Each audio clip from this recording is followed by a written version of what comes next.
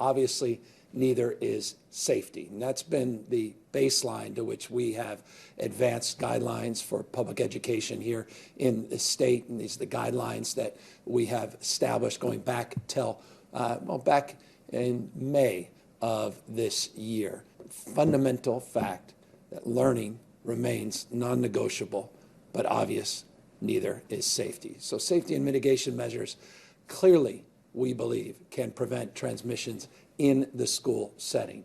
Transmissions among and from younger students, students to students, is simply not common. And we have a basis of not just conjecture, but many, many studies that we want to share with you just briefly in a moment to bear that out. As it relates to one of those studies, the CDC put out a study of kids with positive and negative tests across the spectrum, across all states. And going to school, fundamentally, was not associated with a quote-unquote higher risk of getting COVID-19. And I say higher risk because no one's naive about the risks associated with the community spread and the associated risks associated with not just kids transmitting COVID to other children and other kids, but the impacts of adults and caregivers, what happens at home, what happens on the way to school, what happens in terms of the interaction among paraprofessionals, teachers, and those kids and the like. We'll talk again in a moment more about that as well. But extensive evidence is now in that shows the safety and mitigation measures that are put into place when schools are opening in person and they are focused on mask wearing,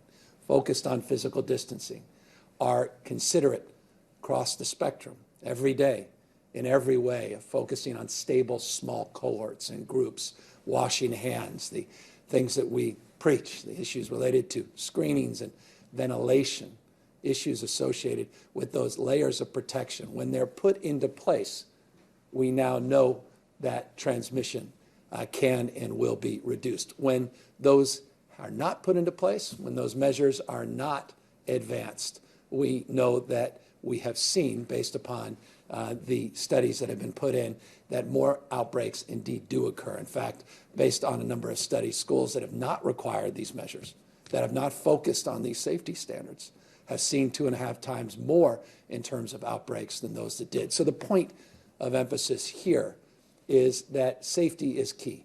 Just reopening a school for in-person instruction on its own is not going to address the issue of safety. We have to focus on these mitigation steps. We have to focus on accountability. We have to focus on issues associated with being much more transparent and much more aggressive as it relates to enforcement of activities that are not appropriate and that are not occurring to the standards that you and others should expect. In-person instruction, though, we believe, and we've said this for months and months and months, it's our default, in-person.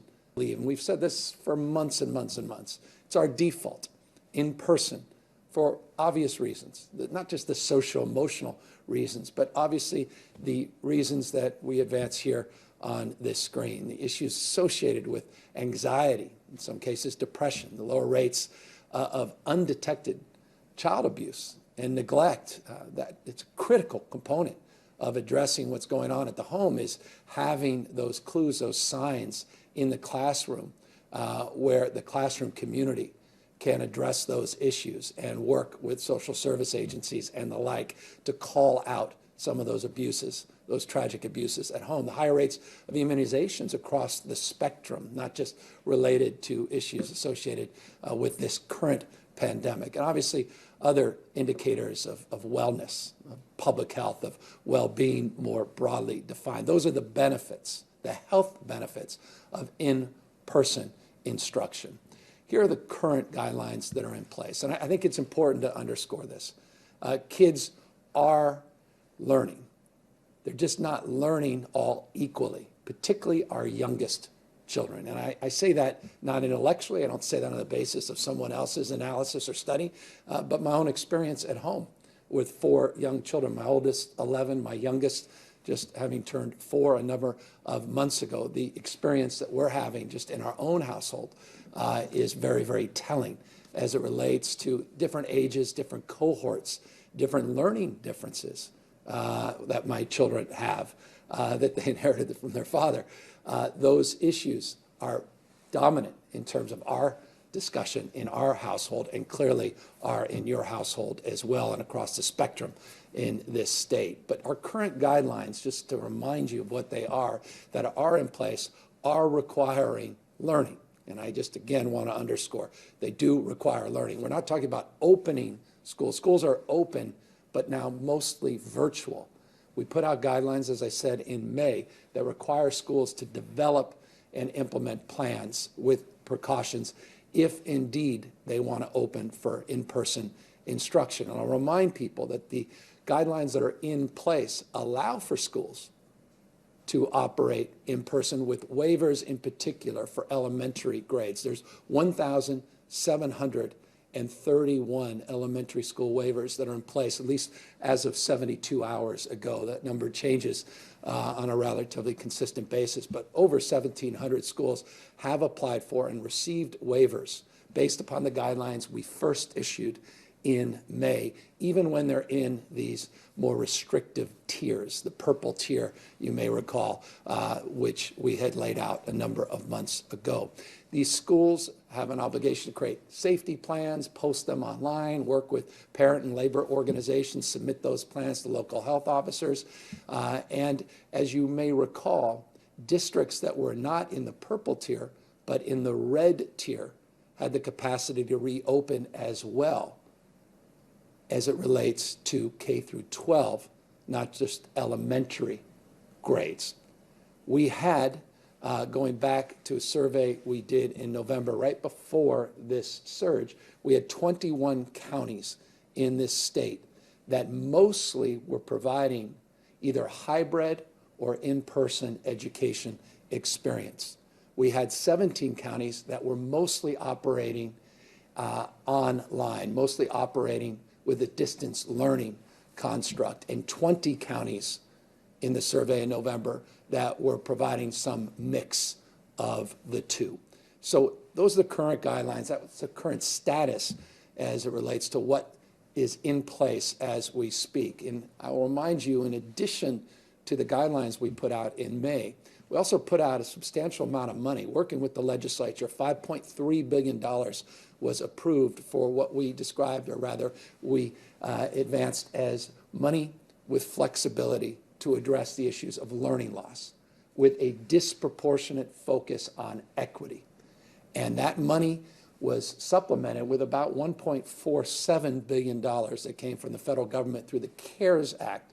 When you stack those dollars up and a few other dollars, worked out to an average of about $645,000 for each school that could be utilized for COVID-related expenses. Again, with funding focused disproportionately on equity, a foundational principle that drives our work in our public education system, more broadly, a value proposition that defines our why across the spectrum of supports here in this state. We also provided, just as a reminder, we provided 2 months of free PPE. We put it up early in the school year, in August, provided those supports so there was no issues on face coverings and masking, at least providing that 60 days up front. So there was no stress, no anxiety related to that. So that's a status update. Now, everybody lives in a particular part of the state, particular school district that's had experiences that are unique and distinctive. I recognize that. This is just in the aggregate what the bigger picture looks like. Your unique experience, obviously, is by definition unique. And some of you, like myself, we had our schools reopen for a very short period of time, then only to close back down. And so these fits and starts have been incredibly trying and challenging, I know, for parents, for paraprofessionals, for teachers, for caregivers, for all of us, communities large and small, all across the state. So here's what we're proposing to address some of those anxieties, provide more clarification, and really try to lean in to the future and anticipation. Again, we're seeing light at the end of the tunnel. We're confident in our ability to move through this pandemic and the challenges in front of us, particularly in the next 30 to 60 days, but really looking at the spring, looking at, beginning February, March, April, where are we going to be? And how can we assert more clarity, more focus, and really create an establishment of expectation relating to, again, our default of safely bringing our kids back in person learning, back into the classroom for all of those social emotional benefits.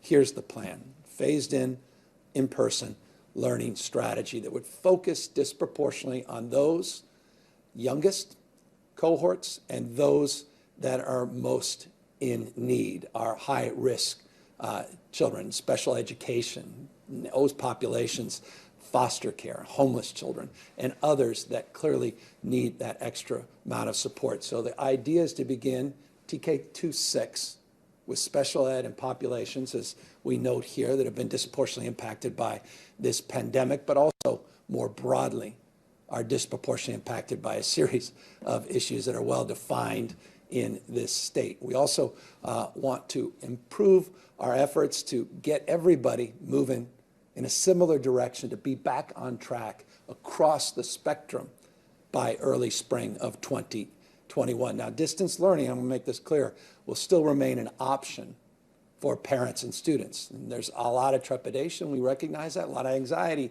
about going back into the classroom, which one has to clearly acknowledge, not just for our teachers, but also for our parents, particularly with kids that may have unique conditions that may not make that ideal. And so we want to maintain the ability to continue to get the learning that you've been receiving as it relates to that distance learning.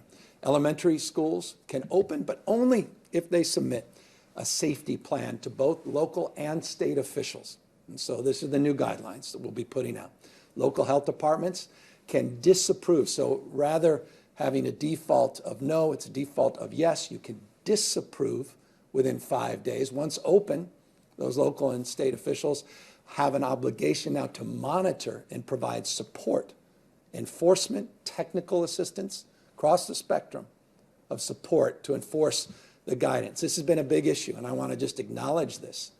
And teachers, I think they deserve to hear folks in positions in the legislature and the executive branch acknowledge this very publicly, that there are some schools that have been open and remain open that are simply not having those guidelines be enforced, that are not getting the support that they deserve, but are also not operating as they should. And so it's an obligation with these new measures that we're more transparent, and also we're all more accountable across the spectrum of support, not just local, but at the state level as well. Counties also must have, and we can talk more about this, Dr. Galley can talk about some of the epidemiology around this and talk about the why, but we must have a 7-day average case rate of less than 28 cases per 100,000 per day to implement the plan. This is a nuance, but an important nuance, and we could talk about that later. But here are the 4 pillars that gird this strategy. This is our California Safe Schools for All plan. Funding, safety and mitigation efforts. I'll go through each one of these in detail. Hands-on oversight and assistance, and then again the issue of transparency and accountability that families deserve and our school staff deserves. Let's jump right into the funding. Here's the idea. We have been working, and I want to thank Senator Leyva, I want to thank Assemblymember O'Donnell in particular, who have been just spectacular partners in terms of engaging through the legislative frame in a very iterative process to help us develop the framework of this plan. And I want to make this crystal clear. This is an iterative process. This is what we're putting out, but we're going to work together. We're going to fill in the blanks. We're going to address some of the nuances, what's expressed, unexpressed, intended. And we're going to work together through a legislative process because we're proposing an early action legislative plan to provide an additional $2 billion of support to the schools, particularly those schools that wish to open early as February. It works out to about $450 per pupil, not insignificant when you consider that's more than all instructional materials and textbooks, more money. We provide even supplemental supports for people with special needs, et cetera. But that's the baseline. It's high, as much as $700, but baseline is $450 per pupil support. That's the $2 billion.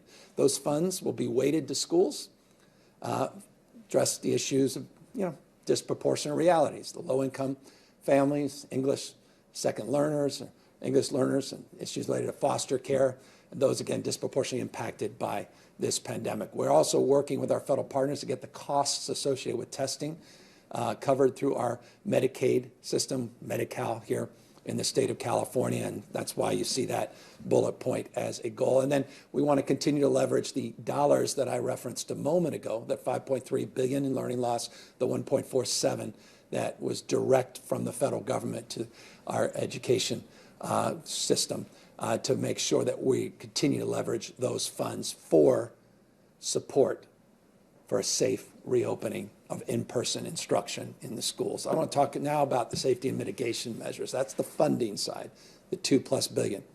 Now, on the safety and mitigation, here's the testing. We've listened to our teachers, our paraprofessionals, and others. I want to see more testing. We all respect that. We want to see that as well. And so here's what we've worked out in terms of the guidelines, in terms of the framework. And you can see, based upon those tiers that we had established a number of months ago, we're looking forward, going back to the tier framework shortly as we work through this third phase or wave, and then get back away from these stay-at-home orders and begin anew with our purple, red, orange, and yellow framework. In that framework, you can see the requirements based upon the proposal as we are advancing it today of testing, symptomatic testing or asymptomatic, depending on where you are in that cohort. Asymptomatic testing in the purple cohorts, obviously the deep purple, as well as red, and then symptomatic once we start to see substantial reduction in community spread, substantial reduction in case rates and positivity rates. So that's the testing. Here's on the PPE side. We've done a master contract, which now we are turning over to others to reduce the costs and increase the volume and leverage our resources for PPE, particularly on masks. And so it's a requirement of that, and that work that was done to get that master contract done. All staff now are required to wear masks, but we want to go to the surgical mask level. We're requiring all students to wear masks, not at the surgical staff level, but that's the mark, at least for our staffs. And the schools are going to receive more surgical masks from the state, not just those 2 months of PPE, broadly defined, but more importantly, those supports will be provided, no cost going forward. More emphasis on contact tracing. We've talked a lot in the past about the partnerships with local health officers and our contact tracers, and turning over some of the deployment and the focus and the energy and the intention of engagement with our local health officers in our school. We're going to do more in that space. And then on vaccines, today, the drafting guidelines work group, they're going to meet to finalize phase 1B. Remember, we're in phase 1A of our vaccination plan. Phase 1B moves beyond the cohort of healthcare workers and the cohort of those in congregate facilities, skilled nursing facilities, our seniors in those environments. The 1B phase includes our teachers as a priority. And today, that drafting guidelines work group, I don't want to preview, we'll see where they end up, but we anticipate that they will formally approve that plan. And that's good news in terms of the vaccinations and prioritizations, particularly to our teachers and others that are critical to help support a safe environment for our children and for themselves and their colleagues. Here's the hands-on assistance we're talking about, and this is critical. And this is also very exciting, at least to me, and hopefully to a few of you watching. We have just brought on board a world-class UCSF. By definition, anyone who works at UCSF is world-class, but Dr. Naomi Barak is a world-class UCSF pediatrician. She also happens to be one of the leading experts on schools and issues related to epidemiology and transmission of viruses in our public schools and our schools more broadly defined. So she's now our point person that will be running our cross-agency teams. So we've got a spectrum of support from different state agencies that will work with local agencies, again, to provide more oversight. We've heard that critique loud and clear, the importance of more oversight, but also recognizing the importance of more assistance to our schools. So that's webinars, that's in-person, that's virtual, that's all kinds of supports across the spectrum that is critical to monitor and respond to data in real time. You can see here the webinars that we'll publish, training materials, ability to answer and ask questions, and then these walkthroughs. We want to do more physical inspections. We want to be more present and more proximate to the concerns and also the opportunities for improvement. So schools have to post their safety plans, as I said, online. They got to report their data, and they have to report any in-school transmissions. And that has to be done in real time. And these are the new requirements, sort of tightening up the old guidelines, strengthening them as we now move into this new phase. Data and plans submitted to the state will be publicly now available. Reopening status, the safety plans, you can read them as a parent, critical. Funding levels, got to understand what's $2 billion means something to someone, but what does it mean to my school or my kids? And so what that looks like and that level of funding available and where those dollars are being invested, where they're being spent. What does my school look like as it relates to in-school transmissions? So we've got a web-based hotline that's for staff and parents to report concerns. If they don't have that information is not flowing back. There's not a real two-way conversation. We want to have a hotline that's available in schools, again, that are failing to implement. They have to be penalized, meaning there has to be some accountability. We're going to raise expectations as we create more opportunity for in-person instruction. We're going to demand something in return as it relates to real accountability. So that's broad strokes what the plan is. We're going to put it up in more detailed specificity with new health guidelines and all the nuanced bells and whistles details next Friday. And I just want to not only acknowledge Senator Leyva and Assemblymember O'Donnell, but also the legislative leaders, both in the Senate and the Assembly, that assembled a cohort of education leaders within the Assembly and the Senate, of course, led by Leyva and O'Donnell, but also other members that were invaluable in terms of providing their support and their insight. But no one more invaluable, no one more important, I submit and I say with respect, than our superintendent of public education and the head of our state board. And they're both here to say a few words, and I just want to thank them very publicly for their stewardship, their devotion to the cause of safely reopening our schools, and also to the cause that has united all of us, and that is the cause of keeping our kids educated during this trying and difficult time, as the vast majority are. More training, more support, more devices, more connections, more opportunity in terms of that distance learning that, again, is ongoing, that is also so important. That needs to be acknowledged as well. It's been trying, it's been challenging. And so I want to just, before I turn this over to the Superintendent of Public Education, Tony Thurmond, just thank him again very publicly for all of his hard work and his counsel and in anticipation because of the implementation of some of these new guidelines for all the work that all of us have in front of us. Mr. Superintendent. Thank you, Mr. Governor. Thank you for your leadership here on advancing a framework to help keep our schools safe as they prepare to open. Good morning to the State Board President, Linda Darling-Hammond, to Dr. Gowley, and to Californians. We know that this is a tough time. And again, as always, I want to applaud our students, their parents, and their educators for your resilience. There was nothing about education that was ever intended to be in the manner that we find ourselves. And this is definitely the toughest moment that most of us will experience in our lifetime. But we push forward, and we can get forward together safely. I appreciate you, Mr. Governor, for our candid conversations about the importance of COVID testing and creating a pathway for our schools to safely open. There's no question that the vaccine, when it's available, will be a game changer. You reference educators being at the front of the line. That is so important.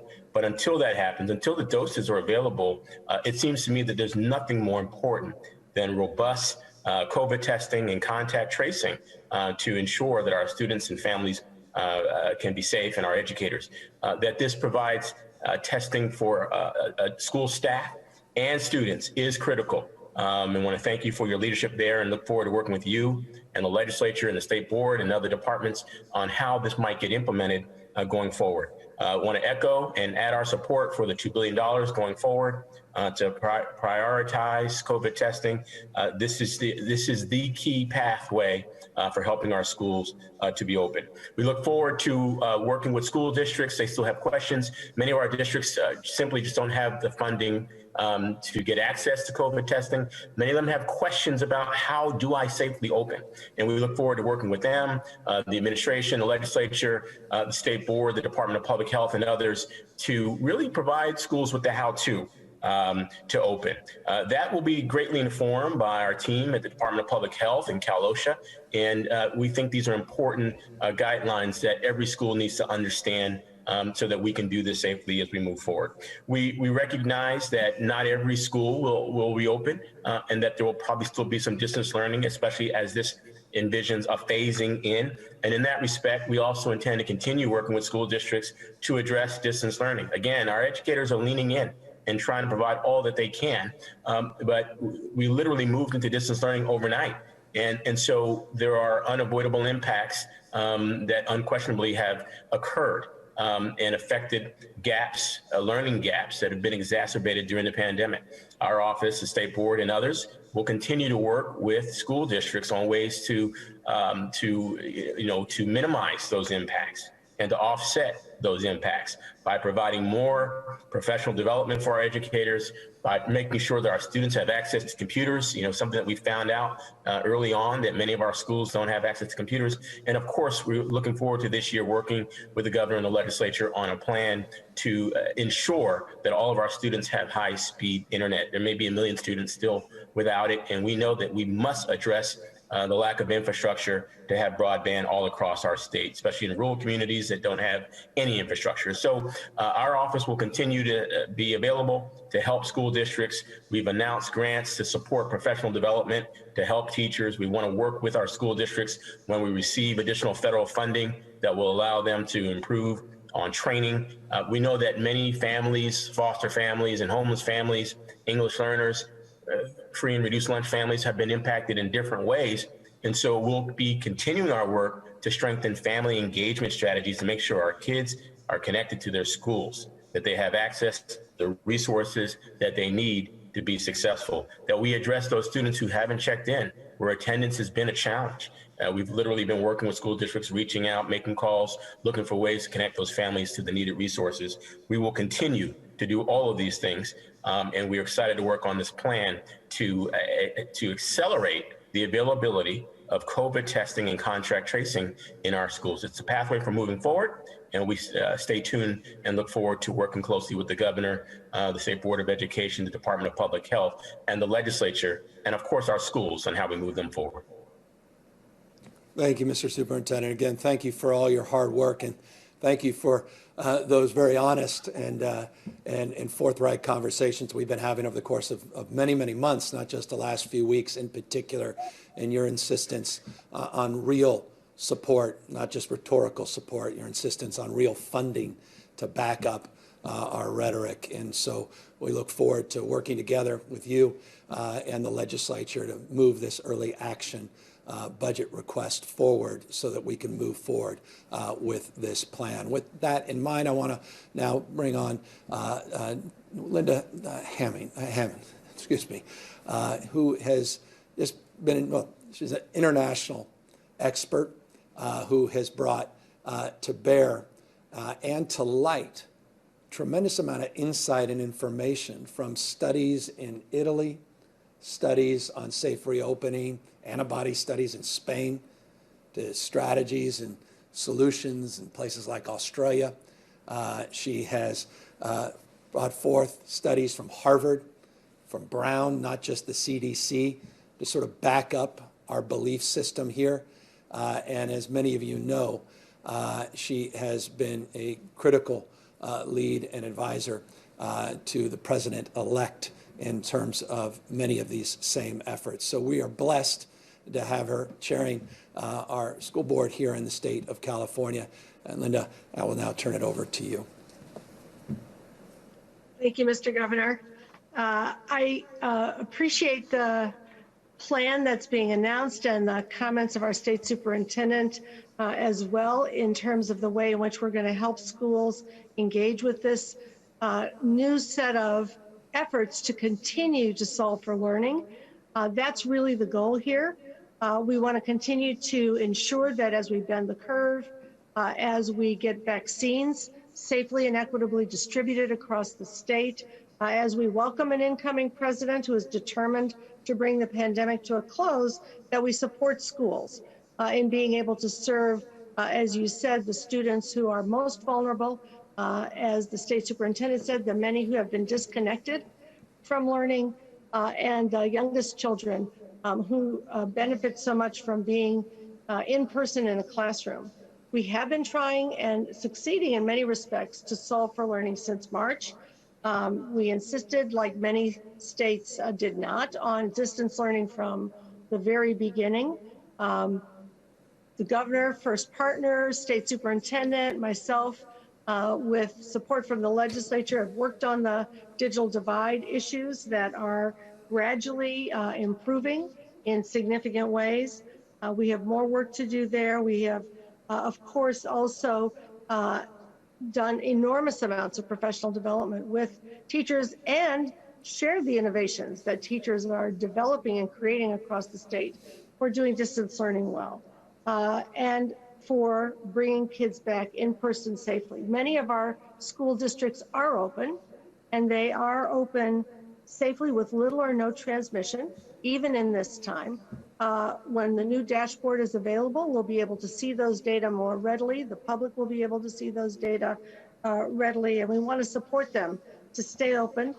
We want to help others open safely in February and in March on a staged and phased-in basis that is appropriate to the context of the district and to the needs of the children. And I just want to note that as we continue to solve for learning, we need to understand the school year in new ways.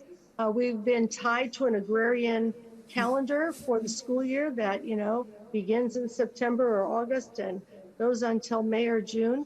But many districts want to and will be supported to continue to expand the school year to offer schooling in the summer. We shouldn't think about this as what can we cram in only by May. We should think about this as the continuous process of solving for learning and taking advantage as well of many of the other innovations that are going on in the state. Everything from outdoor classrooms and expeditions, schools that are developing project-based learning, interactive online materials that teachers are using that have become regular additions to teachers' toolboxes. We want to work with everyone in the school community to invent and reinvent our school system in such a way that all children are learning. Those who learn best in person, those who need to learn online for a while longer, and some who even prefer to do it that way, strengthening both distance learning and making it possible for this phased and staged reentry into very safe schools. We all know that in a classroom of peers that's led by an expert teacher, students learn not only the critical thinking skills and academic skills, but they're also learning to listen, to share, to wait their turn, to encourage others, to have others encourage them, to focus despite distractions, to look for and receive help when they need it, to gain confidence, to raise their hand, take a guess, persist through difficulties, to become self-aware, socially aware. And we want that kind of learning to be available increasingly in person while we're also maintaining the innovations that have been begun in California and will continue. Our creative and committed teachers have done a lot of this at home on their own time, learning new pedagogies, taking care of their own kids, while they're also teaching others, in their Zoom classrooms. This is an important way to boost our support for their efforts, for having the resources to keep an open school safely so that their efforts will have maximum effect. Well, I appreciate everything, Linda. Thank you for making the strongest, most powerful argument that could be made for the power and potency from a pedagogical perspective, as you suggest, but also just a social-emotional perspective of the importance of all of the tangibles and intangibles of being in a classroom and all of the development that is not just academic data development in terms of one's mind, but the full person that is enhanced in that in-person environment. And so this is our argument. This is our emphasis. This is our strategy. And this is what we look forward to socializing, working with community, parents, working with leaders across the spectrum, obviously working with the legislature to advance, to make adjustments, to maintain a willingness to keep an open mind. No one's ideological in this endeavor. We have a default that's in person, but we're not naive about the challenges as we address the headwinds on this third wave and move forward. But I'm very grateful for the leadership, the superintendent, Linda, and her team, as well as legislative leadership and my own team that's worked very hard, Ben and Anna and others, on this strategy. Let me just conclude on this and ask, if I may, Linda, both you and the superintendent, just stay for a moment so you can be available for questions. I'll quickly run through some slides just on a brief update in terms of where we are in this pandemic. But I want to just reinforce that this is about phasing in with the cohorts that are most in need of in-person. And again, as a parent of very young children, in-person instruction, there's just no substitute for it. It's so much more difficult for a 4-year-old to focus on a device than a 14-year-old. Now, maybe I don't have a 14-year-old, maybe an 11-year-old. I can say that with some deep understanding. 14 may be a whole other challenge and phase of life. But certainly the younger cohorts are particularly challenged in this environment.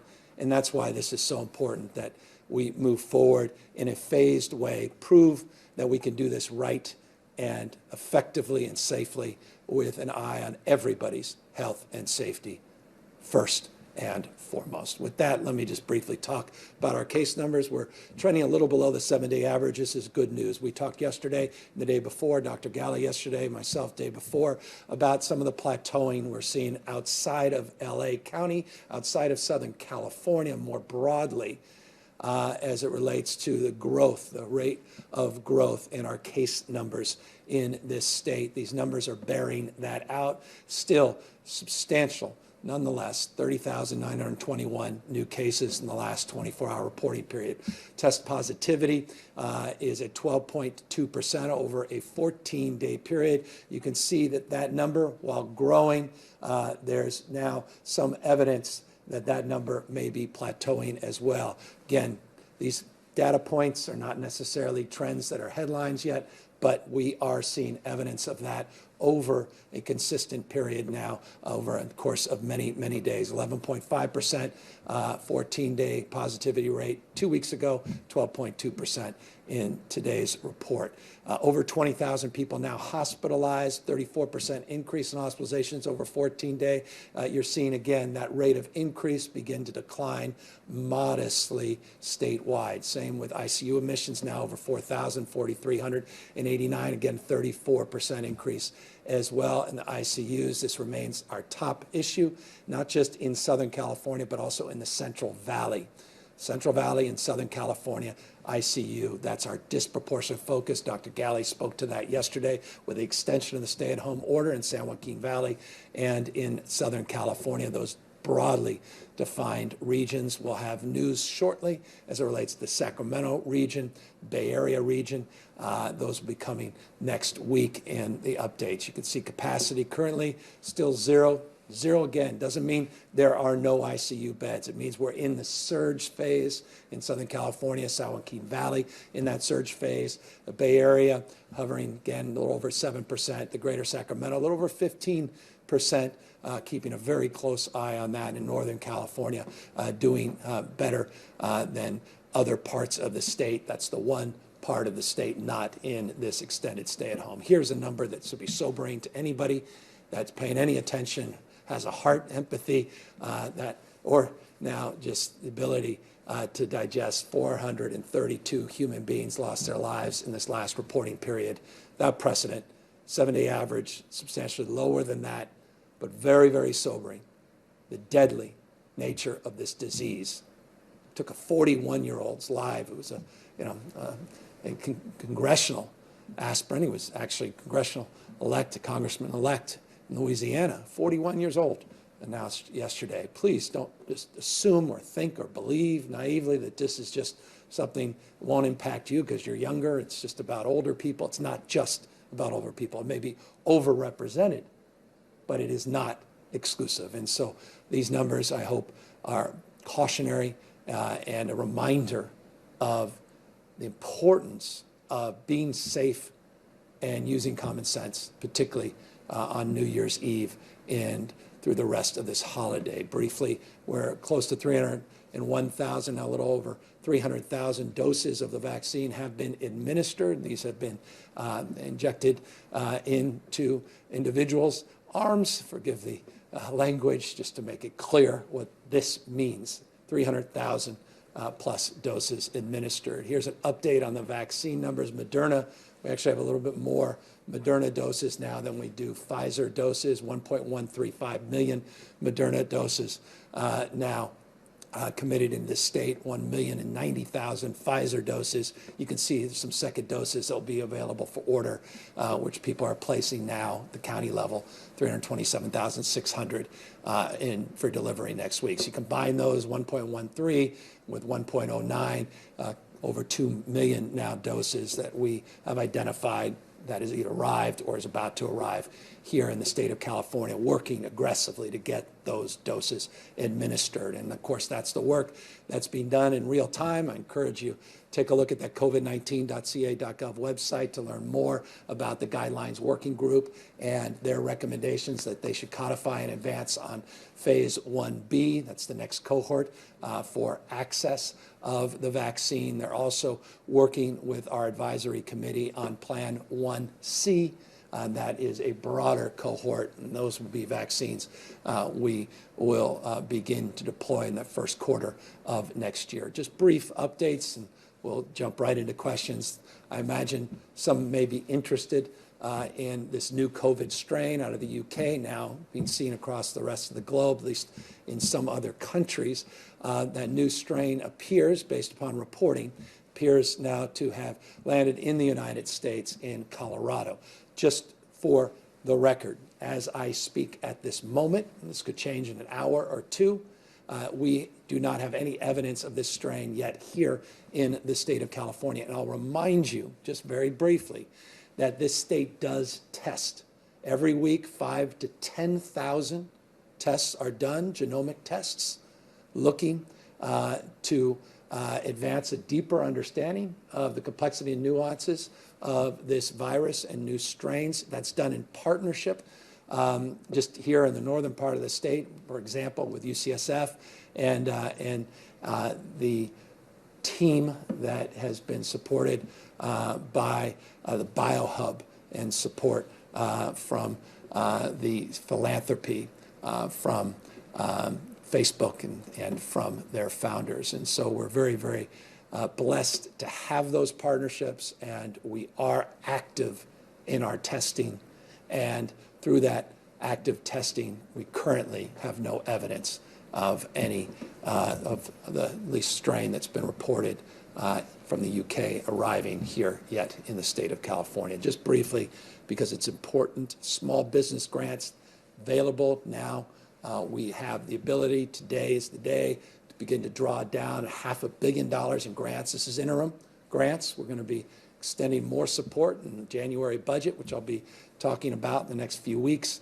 This is $500 million of grants that have been put up, $25,000 grants, up to $25,000. This includes cultural institutions, nonprofits, not just small businesses. Please learn more about this by going to the covid19.ca.gov website. Remind you all that we look forward to turning the proverbial page on 2020, at least many of us do, and I hope we all do it safely as we celebrate the end of this very long, arduous year. Encourage you not to gather outside your household.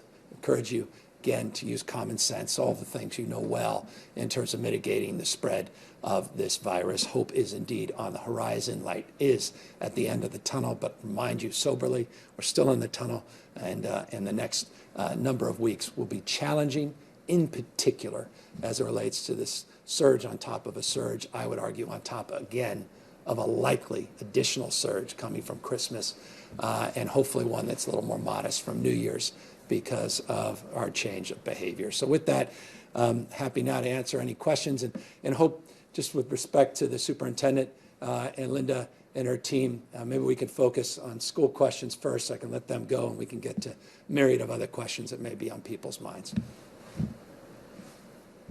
Ali Tadayan, EdSource. Thank you, Governor. The press call kind of had a delay there, so you might have already answered this, but could you explain how the testing and contract tracing will be funded? Who will be responsible for non-lab related costs? And is the $450 baseline that you mentioned, is that per month, or is that a one-time payment? Yeah, it'd be a one-time Prop 98 payment, $2 billion, that would work out to approximately baselines $450 as high as $750. This builds on the $645,000 that schools have received on average already for COVID-related expenses and learning loss associated with a number of investments, the $5.3 billion the state put up and the additional $1.47 being the substantive two investments that were made under the CARES Act. As it relates to testing, we will utilize, and this is one of the reasons we were so aggressive in getting the state lab up and running, the Valencia lab as it's referred to. We're able to get tests up to 150,000 when that thing is fully operational. These are PCR tests. These are the state-of-the-art tests. These are the MRIs of testing versus the X-rays of testing. Someone referenced in those terms to me the other day, which I thought was an interesting way of looking at it, antigen versus PCR tests. These are the PCR tests, and these are available for roughly a third of the costs of what the current market is charging for those tests. We're making those tests, that lab, available to our schools, and we're providing the resources and support not only through this Prop 98 contribution, but also, as you saw, the work we're trying to do on the Medicaid side of the aisle to get reimbursements for Medi-Cal in terms of the costs of those tests. We maintain that testing is just one part of a larger strategy. It's not the only strategy. Masking is still foundational and fundamental, and we'll monitor, because it's important to note, there is a logistics challenge. There's a staffing challenge in terms of the queuing up for tests and making sure tests are conducted in a safe way. So a lot of work to do in terms of those plans and those strategies, the application and the implementation. Kim Bojorquez, Sacramento Bee. Hi, thank you for your time, Governor. My question is about vaccine hesitancy among Latino communities. Surveys have found that a large portion of Latinos and farm workers in California are hesitant to take the COVID-19 vaccine. How will your office fill that trust gap in Latino communities? And what is your office doing to inform hard-to-reach Spanish-speaking Californians about the vaccine safety? Well, it's been a foundational principle for us to reach out into communities that are underserved and to make sure that we are distributing our vaccines in an equitable manner. The reason we created a drafting work group was to focus on equity, was to focus on the question you have posed and broaden that question to other diverse communities, rural and remote parts of the state that have traditionally been underserved and under-resourced. We put together an advisory committee of 60 additional individuals to help amplify that cause. Specifically, here's what we're doing. We're utilizing the lessons learned from the very aggressive effort to reach out to underserved communities in a peer-to-peer trusted messenger plan and strategy that we implemented around the census. We're taking the lessons learned from the census and we're organizing those lessons and principles in our application and our performance at the local level with the vaccines. You're seeing that in PSAs. You're seeing that in a framework of cultural competency in terms of how we deliver those PSAs, who those trusted messengers are. It's not command and control top down. It's really about bottom-up strategy, and it's about community-led strategy, working with trusted CBOs, not just trusted individuals, people in the community that are respected. We also, specific to farm workers, have the farm workers put in the next phase, phase 1B, in terms of the implementation and application and accessibility of the vaccines. That phase 1B is being discussed by our drafting guidelines work group this afternoon, and they should sign off on that plan. Again, food workers broadly, that includes grocery workers that have been on the front lines from day one, and not just farm workers, but they will be in addition to our teachers in that next phase. So that's part of the strategy, part of the plan, and you're absolutely right to bring up this concern around equity and access to communities that have been underserved, and it's our job to make up for those issues, and it's why we put together that framework and those supports. Bill Willen, LA Times. Hi, Governor. Your plan says that you support testing at schools with in-person learning. Does it require testing at schools that return to in-person learning? And if not, why not? Also, do all school reopening plans have to be collectively bargained with local teachers unions? And if so, doesn't that mean those negotiations could push reopenings out far into the future? And what sort of incentives are there for teachers and staff to return to schools? Thank you. There's a lot of incentives because our teachers love teaching. The greatest incentive is the inspiration, that spark that led someone to want to contribute in such a profound and dignified way by educating the minds of the next generation. So I don't know that there needs to be much more impetus than that, a deep desire to contribute, a deep desire for service, a deep desire of contribution that defines this extraordinary and noble profession. As it relates to the testing, it is mandatory if you receive the resources. So that should clarify the concern and that question. And as it relates to meeting and conferring, it's a principle.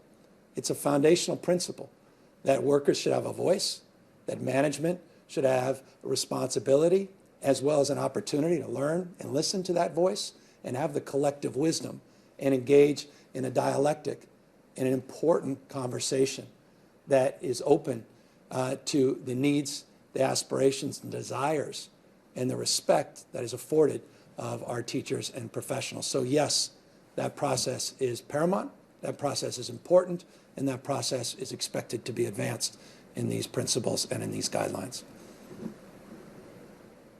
Don Thompson, Associated Press.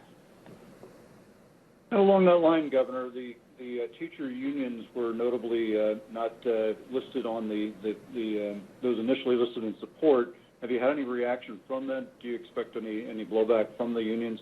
And secondarily, you envision having children with physical disabilities among those that are prioritized for return to school. How do you expect or envision that working out without putting them at further risk? Thank you.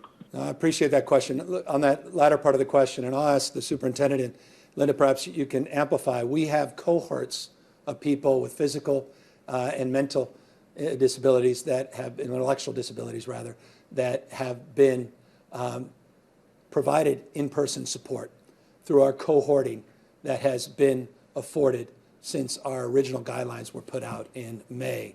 And we've been able to advance that support in a very safe manner. So we're confident in our ability, particularly with these additional, more prescribed requirements, to do so at much larger scale. As it relates to the California Teachers Association, others. We've had a consistent number of conversations over the course of many, many months, but notably over the course of the last many, many weeks. And we have implemented the vast majority of what you're hearing today has come from their input and from their unique and distinctive understanding of what really happens in a classroom. And so the issues of transparency, the issues of accountability, issues associated with testing, of funding, those foundationally are principles that they have not only been supportive of, but have been determined and are determined, more importantly, to advance and to hold us to account in terms of the application implementation. So we continue those dialogues. We continue to engage. And all I can say is just from my personal perspective, it has been a really a very, very constructive relationship. And I look forward to maintaining that moving forward. But forgive me for belaboring this, Mr. Superintendent, and perhaps, Linda, you can answer a little bit more about the cohorting and concerns, and maybe more broadly, just any additional thoughts that you have at this stage. Well, I would just say that for children with special needs, we do have examples of school districts that have done exceptional work during in-person instruction. I'd mentioned Marin County, for example, who have had in-person instruction and found ways to serve students in special education. I would also just highlight the experiences of our child care centers across the state who have done remarkable work in putting strong protocols in place to keep our children open, our schools open, and our children able to be in person. This is not easy. I think there'll be many questions that still need to be worked out. The governor mentioned it. Even this proposal is iterative, and I think there are still conversations. I can't speak for teacher unions, but I think that a significant concern that many of the unions have raised is the need for robust testing, and I think this shows direction moving forward. But there'll still need to be conversations, and our office is available to help convene union leadership and school district management and state government leaders together to keep talking about the details about how to ensure that everyone is doing the right thing. Everyone is using COVID testing and contact tracing. Everyone is requiring PPE and maintaining physical distancing. Their enforcement will be important to make sure that every single school district is following the guidelines put out by Cal OSHA and by the California Department of Public Health to ensure the safety of our students and the staff who serve them. And we're committed to helping to make sure that those conversations take place. Linda, you may have other thoughts. Pass it on to you. Yeah, I'll just add one thought. You mentioned Marin County, 40,000 students have been attending school there for the last several months. This fall, 5,000 teachers, almost no cases of transmission within those schools. Most of the students are students with disabilities. But the plan does not require that every single student who is offered instruction come back. There are some children for whom there are physical or indications that they need to continue to be in online learning, and they get their individualized supports in a variety of ways in that setting. So no child would be put at risk who has extraordinary medical needs that would prevent them from being in school. But many, many students with disabilities are in school safely and being well supported by staff and by the safety measures within their districts. Thank you. Thank you both. Next question. Catherine Ho, San Francisco Chronicle. Hi, Governor. My question is about vaccines. Are you concerned that the state is falling behind schedule in terms of the pace of vaccinations? I mean, we're a couple of weeks in now. I think we're around 13% of the phase 1A population, and the CDC originally said that they were expecting states to be able to vaccinate all their phase 1 healthcare workers within 3 weeks or so. So I'm curious if you feel the vaccinations are progressing more slowly than you anticipated, and if so, why? Well, we know that the number of doses that have arrived into the state has produced less than what was originally professed, and that's been well documented, well debated. I haven't been particularly critical. Again, I just want to stipulate how proud I am to be in a country that, through the incredible work of those that were part of Operation Warp Speed, was able to develop safe vaccines that are as effective as these vaccines appear to be, particularly Moderna and Pfizer, and many, many others that will be coming on the market very, very soon. And so we're eager to get these vaccines administered. We have over 300,000 now that have been administered. We've made this point. It's like a flywheel, and you're going to start to see more and more doses administered as more and more vaccines not only arrive, but arrive in parts of the state that have been underserved, more remote parts of the state where the needs are indeed great. And so, yes, we're mindful. No, I'm not shocked. I'm not, quote unquote, disappointed. It would be nice to have millions more doses to administer. But at this stage, I really think it's wise for us to be a little more humble about where we are in relationship to this unprecedented effort to vaccinate hundreds of millions of Americans in a very short period of time. And so we are mindful of the pratfalls and the challenges and the setbacks, the opportunities, and we will hold ourselves to a higher level of accountability than even you will, but I am assured that you will hold all of us to a high level of accountability and expectation as well, because we all share one thing in common, regardless of our current occupation, our advocacy, our lot in life, and that's commitment to the human condition and a desire to eradicate and eliminate this pandemic once and for all. And vaccinations are the surest and fastest route to doing that. And so we all share that in common, and that's why our commitment and our resolve, I think, is universal. Kate Wolf, KQED. Hi, Governor. So in the past 2 weeks alone, according to CDCR data, 23 incarcerated people have died in California prisons, 131 are hospitalized, and thousands of inmates and correctional staff are actively sick. Do you think the state needs to be doing more to control the outbreaks in correctional facilities? Yeah, so on Monday, I specifically answered that question, but more importantly, provided some context in answering that question. And so what I'll do in interest of time, I'm concerned about Linda and Tony's time at this moment. I'll provide you the details that I provided the public on Monday, and I'll give you an updated deck of slides that lays out the details. We actually have seen a not significant, but a modest decrease even since Monday in total number of cases in CDCR, including San Quentin. We also have laid out specifically on Monday what our testing and masking strategies are. And we talked about the efforts on decompressing the system and intake, and I updated folks on the intake. So I will provide all of that to you in an updated manner. Team, I can assure you, as we speak, is working on that, and we will make sure you receive that very, very shortly. Alex Michelson, Fox 11. Thank you, Governor, and Happy New Year to you. On the issue of education, are you worried that this year has essentially been a lost year for a lot of kids? And what sort of efforts will be made to make up for that?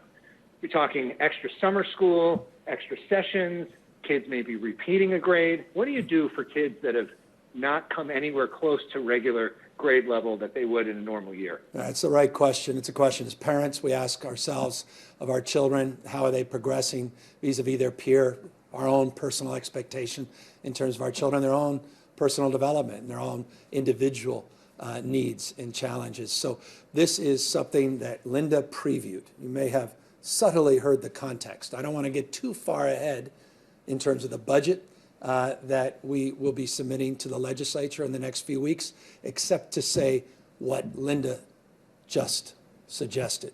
We are going to be creative in terms of funding to address the issue of learning loss. We're going to be creative to look more broadly outside of the previous constructs that are well defined, as Linda said, in sort of this mantra of mindset that goes back to an agrarian society that no longer exists, that has a presumption that 99% of us will be toiling the fields come this summer. And so looking at extending the day, looking at extending into the summer, looking at the opportunity to get tutors and additional supports to address comprehensively the learning loss, I can assure you is not only top of mind, it's foundational in terms of the budget that we'll be submitting for consideration to the legislature. With that, Linda, maybe you can amplify without getting too into the weeds and getting too far into the details before we socialize them with the legislature more properly, but maybe talk a little bit more because this is the perhaps most important question that parents and teachers are asking, and this is the question that we need to answer, and we need to do so deliberatively and very, very immediately. Thank you. You know, we have been concerned about tracking learning and supporting learning all along. Among the things that we did last summer was require a continuity of instruction plan and for districts to use already approved diagnostic and formative assessments to figure out where students are and to continue to track their progress. From some large districts that were able to provide data, we can see that learning loss has not occurred for all students, but it certainly has occurred for some, and that there is an equity gap that we're all aware of. And among the things that we need to be working on is identifying the kinds of intensive interventions that are known to be successful and to work well for students, to catch them up in a short period of time as we engage in the work that the governor just described, both to reimagine the school year, to also provide supports, assistance, resources, guidance for using the most effective strategies to enable all students to continue to learn. Students are always learning, but to continue to learn in the way that we think of the school curriculum, as well as all of the amazing life lessons that they're learning and responsibility that they are taking on that we also want to acknowledge. So it is very much front of mind, and we will be able to talk more about that very shortly. I would echo President Darling Hammond's comments that students are always learning. Obviously, we're in a situation that is not ideal. There are no ideal situations and circumstances that we're dealing with. And yes, that means that there are going to be impacts on student learning and impacts on gaps that we were already tracking and trying to make improvements upon. But let's be clear where we are right now. We are literally trying to preserve life with more than 300,000 Americans having lost their lives to COVID. Safety has to be paramount. And our education system wasn't built to provide education to all of our students in distance learning. And so we are adapting and recovering while we deal with some of those losses. Again, I have to commend our educators. If you've listened to any of their Zooms like I have, you know that our educators are giving everything and our students are giving everything, and their parents are doing all that they can, and I applaud their efforts. Unfortunately, this takes its toll on everyone. And so I'm hopeful that what we see in our budget this year also creates the opportunity for doing some small class work and some after school work. Obviously, what happens in the summer is a great opportunity. But from my standpoint, what we do to offset learning gaps has to start on day one when schools reopen, whether they're in-person instruction or in distance learning, and that we're being forced to learn and change how we approach educating our students. And much of that means providing support to our schools and to our educators. We have to provide more professional development. We have to ensure that students have the appropriate technology. And let's face it, even when our schools return to in-person instruction, they need that technology as much as ever to make sure they're preparing for the jobs of tomorrow. It's not just about distance learning. And so we'll be doing many things and making sure that we engage families, find ways to accelerate the amount of time that our students have access to. The Department of Education, our team will be working closely with the State Board of Education and President Darling Hammond's team and others on strategies to accelerate learning and to offset learning gaps. But it would be a misnomer to say that this was a wasted year. This is a year where we are preserving life, where we are surviving, and at the same time working to offset gaps that have been accelerated by the pandemic. I appreciate that, Mr. Superintendent. Just to reinforce that we have been educating our kids. They are in school, they're just in a different environment as it relates to that educational experience through distance learning. And I just would know, just on a personal level, with 4 different kids, 4 different experiences, no 2 expressions are the same, they're unique. And every one of my kids, like your kids, learns at a different pace. And what's fascinating, and one of my kids realized she could fast forward lessons in plans where she's already mastered the material, but she also can rewind and go back to areas that were more stubborn and challenging, and she couldn't do that in a more traditional environment. And so in many ways, there are advantages and disadvantages. We're all learning at scale now, but clearly there is opportunity even in this environment, and those opportunities have been ample and plentiful for many, but there are cohorts where those opportunities are not allowing the full expression of opportunity, and that's what we want to address with this new plan. Final question, Jocelyn Moran, CBS 47. Hi, Governor. I had a question. One, with counties who very much are well above that adjusted case rate for schools to open, in the meantime, how does the state plan on working with those counties that aren't meeting that rate and are really, like much of the state, continuing to experience such a surge in these cases? And then I just wanted to ask you, just specifically with the San Joaquin Valley, just with hospitalizations and us having a lot of vulnerable populations, how is the state really working with counties in the Central Valley as far as preparing for what we anticipate could be another surge on top of the one we're experiencing now? Thank you. Well, I appreciate that. Let me just update you. It's an opportunity, and Dr. Galley, I'll ask you come on, and maybe just with respect to our 2 outstanding guests, I'll ask them to close out on the first part of your question. But Dr. Galley, I just want to put up a slide here around the state staff that we've deployed. Now we have over 1,200 staff that we've deployed to 125 facilities statewide. In many of those facilities are in San Joaquin. In fact, San Joaquin remains, from a staffing perspective, the most in need. It's the area of the state, this region broadly defined, that's most in need. And so we are trying our best to supplement through state staff. Obviously, each hospital is working to contract staff and to be more creative in terms of their own staffing strategies. We've also deployed, and we've also been beneficiary of these federal resources, which you can see up here, and those DMAT teams down near Imperial County. Now, that's not San Joaquin, but the DOD teams that we want to get into different parts of the state. This is specific examples of some of the areas where we are providing some supplemental support. Dr. Galley, perhaps you can fill in the blanks in terms of San Joaquin Valley, and then I'll turn it over to President and Superintendent on the issue of those counties that are in deep purple and the stresses that they're under as it relates to reopening. Sure, Governor, thank you, and thank you for the question. We have been, as we have been in much of Southern California and the Central Valley, continuing to work very closely with our local EMS directors, our local health leaders, and the systems themselves, the hospitals themselves, identifying not just staffing needs, but space and supplies.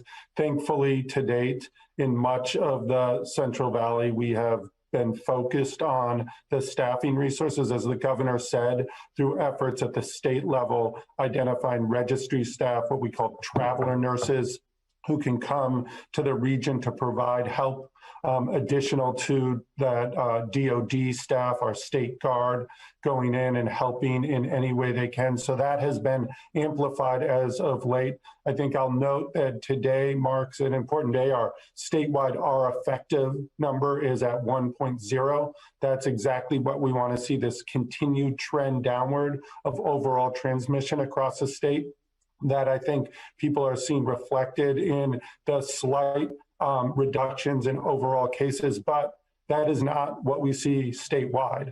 In the Central Valley, we still have counties well above 1, What that means is that those hospital systems will need to continue to prepare for additional patients coming, not just because of Thanksgiving now, but really because of Hanukkah and Christmas and the upcoming, what we hope is a much lower degree of transmission over the New Year's holiday. So those hospitals are in a tough spot at the moment. We're addressing their staffing needs, but we also anticipate, because of the disproportionately high relative to the rest of the state transmission rates that region still is seeing, that they will continue to have additional patients coming to the emergency departments, needing those inpatient services, and in particular that ICU level of care. So something we're closely watching. In fact, we have recently deployed teams as recently as this morning to work in those counties, in Fresno County, in some other counties in that region, to make sure that we have eyes on the ground, working closely with our partners so we can address needs as they come up in real time, because every day matters, every minute matters, frankly, to support those hospitals to do all that they can. Appreciate it. And Linda and Tony, just anything you want to amplify, again, this, and I think it's a fair frame concern, and obviously question many are asking as it relates to background rates, community spreads. Can we safely reopen a school with high community spread, with background rates of transmission that are particularly high? Can we still create an environment in a school, keeping our kids, keeping our staff, keeping our paraprofessional teachers safe? So we have evidence that where schools are already open, or where cohorts of students are coming back, even in places with high rates of transmission, that they are going to school safely without transmission in the school. San Diego, for example, is a place that has very high rates right now. 12,000 students are in their small cohort instruction and so on. We mentioned Marin County. We could mention other places in the state. But the guidelines for this initiative do not suggest reopening schools that are not yet open in those places, because once you've got routines and mitigation strategies in place, it is possible to remain open safely. But there's a lot that has to be done at the beginning to put those routines in place, to socialize everyone, to use the mitigation strategies properly.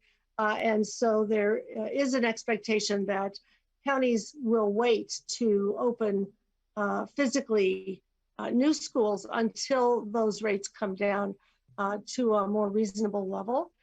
The plan does also allow for them to be able to access the resources for that physical reopening at that juncture, even if it's later than other parts of the state are able to do. And so, the speed at which we bend the curve obviously will be very important there, but those resources will be available. We mentioned earlier that there are also federal initiatives. There's a state budget coming up.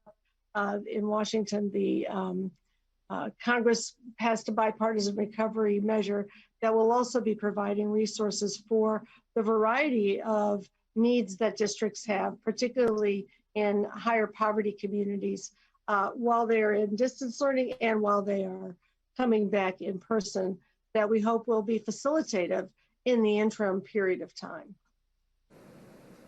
I would echo the things that President Gavin has shared.